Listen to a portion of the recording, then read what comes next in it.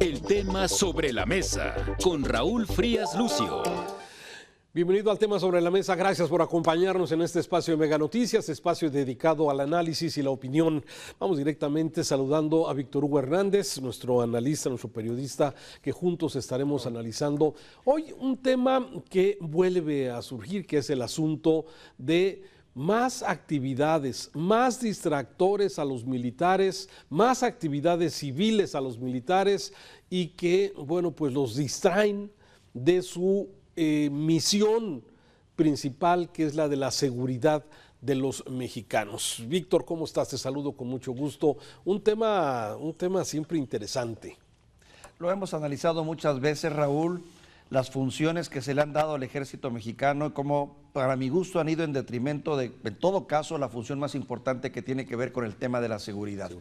Andan metidos, no sé, ¿qué te gusta? Yo creo que a estas alturas deben de ser entre unas 25 y 30 funciones completamente ajenas a lo que es su espíritu inicial. Pero lo más grave, Raúl, lo que te queda ya con el tiempo y el análisis es que te das cuenta de que no obedece a un programa establecido, digamos, a un programa que pareciera con congruencia, sino parece como de una serie de ocurrencias. Cada vez que el gobierno federal o el presidente tiene un aprieto, la solución más fácil es utilicen al ejército y que ellos resuelvan el problema. O sea, ocurrencias que a mi gusto sí están comprometiendo seriamente la credibilidad del ejército mexicano, porque no pueden estar bien en todo, Raúl, y el dicho lo dice bien, el que mucho aprieta, como dicen, el que mucho abarca poco aprieta, y tarde que temprano empezaremos a ver fallas y fisuras, y una de las últimas instancias en las que hay credibilidad y seriedad, que es el ejército mexicano, va a empezar a ser motivo de críticas y señalamientos. Mi primer comentario, Raúl. Sí, y déjame seguirme antes de irnos a otro tema, ya que empezamos con este tema, déjame ir adelante. ¿Por qué estamos comentando esto? Porque a partir de ayer, sí, la Secretaría de la Defensa Nacional, la responsable del Ejército, de las Fuerzas Armadas, sí, está mandando un oficio igual a la Secretaría de Comunicaciones y Transportes y Obra Pública, sí, para decirle que a partir de este 20 de febrero ellos se van a encargar, los militares, del mantenimiento de los casi 51,000 kilómetros de carreteras federales que tiene el país. A ver, Víctor, ¿sí? Hay que ver, esto tiene fondo y tiene forma. Primero, es la Sedena la que le manda el oficio a la SIOP, cuando son dos dependencias iguales. Y aparentemente... Para pena y vergüenza, bueno, no sé, de Jorge Nuño Lara, ¿no? Que es el titular de transporte, porque creo que es el último, fue el último en enterarse de esta nueva decisión, Raúl. El último en enterarse, así es, y esa es la forma, Víctor, ¿sí? El último en enterarse de esa decisión del presidente de que le da esta nueva función a las Fuerzas Armadas. Entonces, me parece que también esto es un desprecio al mismo gabinete del presidente López Obrador, donde le da nuevamente la prioridad a la defensa nacional, a las Fuerzas Armadas, que si bien son cumplidoras porque son una dependencia que sigue disciplinada, sí, pero la verdad es que, a ver, estaba haciendo yo un recuento de las cosas que tienen asignadas, ahí te va, ¿sí?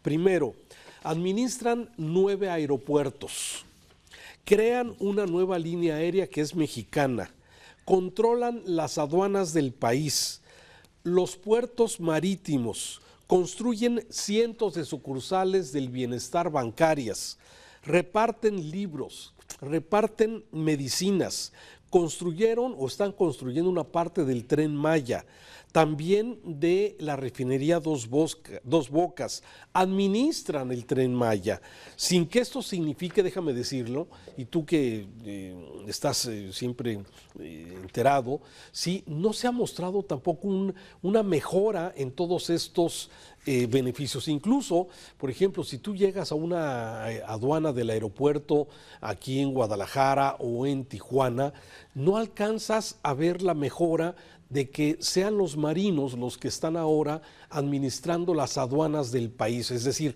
no mejoró, ¿sí? El semáforo rojo-verde se usa cuando quieren, a veces los elementos, y hay que decirlo, están somnolientos, están cansados de seguramente jornadas amplias y no hay, digamos, una mejora de las aduanas del país. Entonces, con todas estas actividades, Víctor, es difícil que las Fuerzas Armadas puedan cumplir con el primer cometido de acuerdo a la Constitución, que es bienestar y seguridad a los mexicanos, y lamentablemente están entretenidos, distraídos en otras cosas. A ver, Raúl, hay que tomar en cuenta también un detalle. Nuestras fuerzas, el ejército mexicano, pues, es un ejército de paz, no es un ejército que se confronte o que sea un ejército bélico, y que como tal tenía funciones de seguridad nacional. Tal vez bajo la premisa de que ese contingente enorme de gente capacitada y muy bien preparada, porque ya sabemos que en muchos ámbitos están muy bien preparados, de algún modo era una fuerza de trabajo, una energía que bien se podría canalizar hacia otras áreas. Yo estoy de acuerdo en eso. Fundamentalmente era el tema de la inseguridad, que yo creo que debió haber sido el primero, el único objetivo. Nuestros bosques, nuestras carreteras, nuestros caminos, las ciudades. Bueno, si ahí hubiésemos quedado, que fue polémico también, porque desplazó a las policías locales, pues bueno, de algún modo había cierta lógica. Pero ahora, a la luz de todas esas funciones que tú mencionas, hombre, lo que hablas es que yo no sé si la palabra correcta sea que este país se está militarizando o tiene ya muchas funciones militarizadas. No sé hasta qué punto esto se convierte en un verdadero trabuco para la próxima administración, porque esto implica también recursos millonarios. Creo que es la dependencia que más recursos ha recibido de parte de la administración del presidente, y eso conlleva problemas también a futuro. A ver, sí, por cualquier lado que lo quieras ver, ¿sí? Independientemente de la incongruencia del presidente López Obrador, que en campaña ofreció regresar a los militares a los cuarteles, ¿sí? Hoy se han militarizado muchas de las actividades que correspondían a la sociedad civil, y esto va a tener problemas adelante.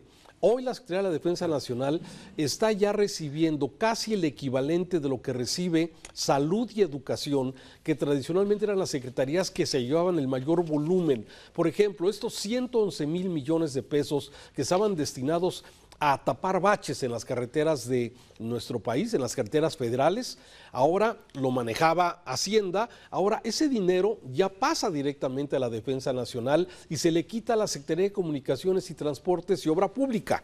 Sí, a la CIOP. Un comentario, si me permites, y perdón que te interrumpa. ¿Sí? También es cierto que una de las secretarías más corruptas que hemos tenido en la historia de este país moderno es la Secretaría de Comunicaciones y Transporte. ¿Estarás tú de acuerdo?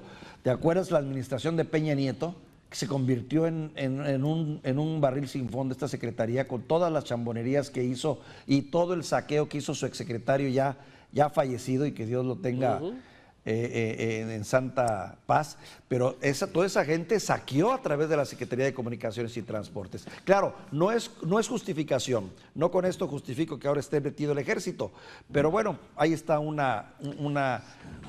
avance de lo que es la Secretaría. A ver, lamentablemente sí, Víctor, tienes razón, pero esto de alguna forma, volvemos a lo mismo, ¿sí? Mejora los sistemas, mejora los controles, ¿sí? Vigila mejor las licitaciones, a quién se le dan las asignaciones de obra. Eso me parece que habría que hacerlo, sí, pero simplemente quitar a todas las empresas y a la SCT como la responsable de tapar hoyos en las carreteras importantes de este país, que no es menor, estamos hablando de 50,000 kilómetros de carreteras federales. Entonces, a ver, no es menor la tarea, y lamentablemente los datos ahí están. El tema de seguridad, que si bien tú dices que el ejército estaba en un ejército de paz, pero tenía dos funciones principales: garantizar la seguridad interior de este país. Y la seguridad interior de este país está en riesgo, sobre todo por los grupos del crimen organizado. Y no hay una instrucción directa a las Fuerzas Armadas para confrontarlos. Más bien la instrucción es: no los confronten.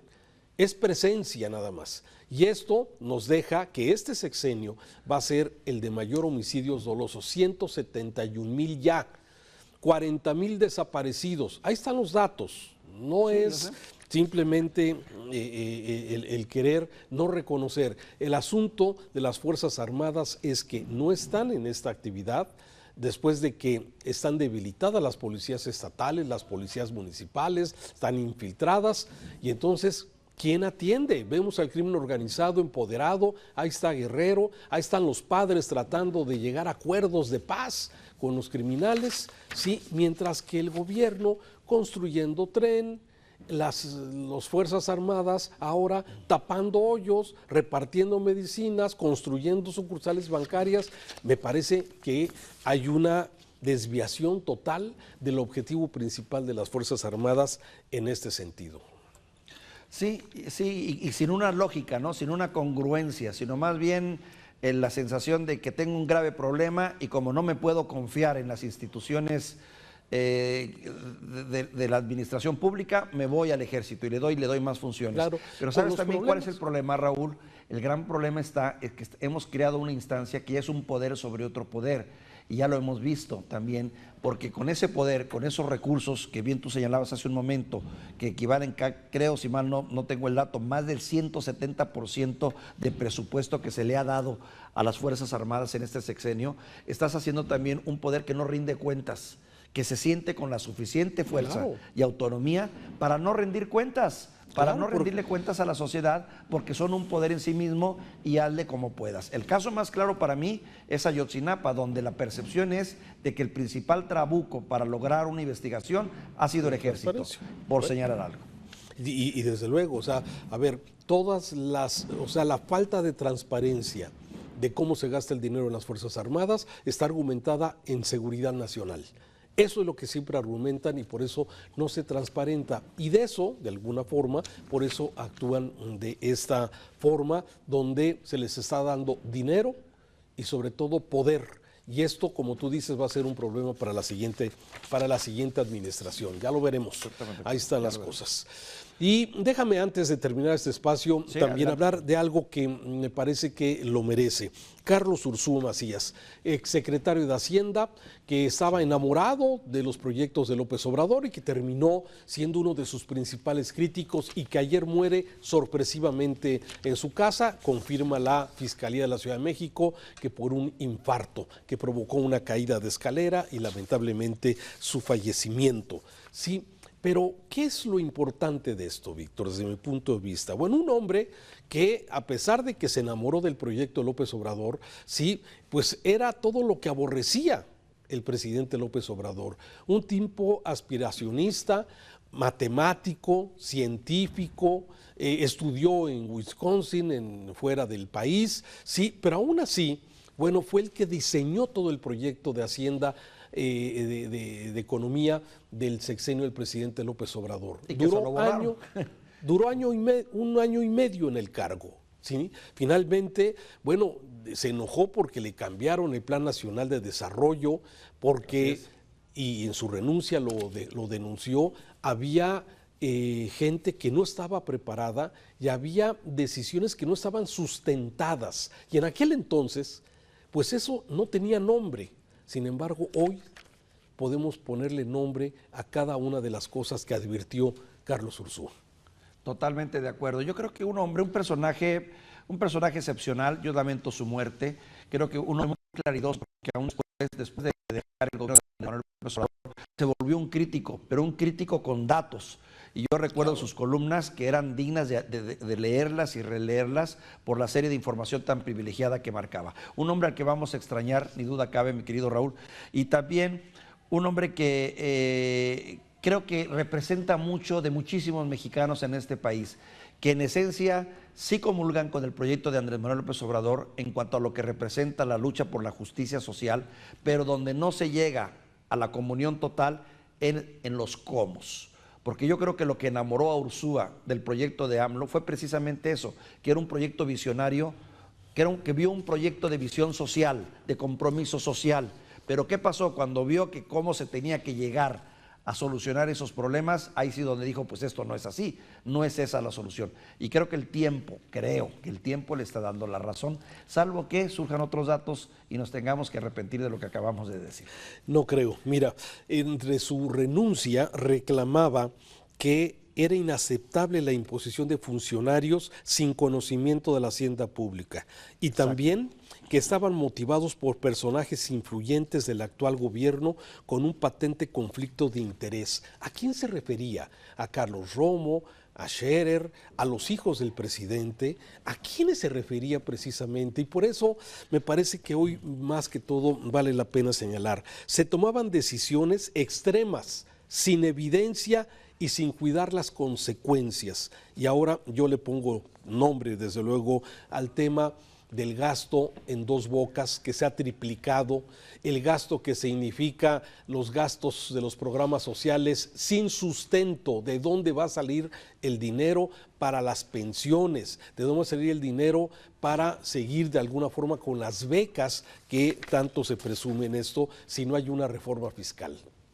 De acuerdo a la propia Xóchitl Gálvez, que era su hombre de toda confianza en el aspecto de la economía y que lamentó su fallecimiento, él tenía en este momento muy atravesado el tema de Pemex, precisamente, cómo poder hacer financiable Pemex y lo que representa Pemex como un barril sin fondo.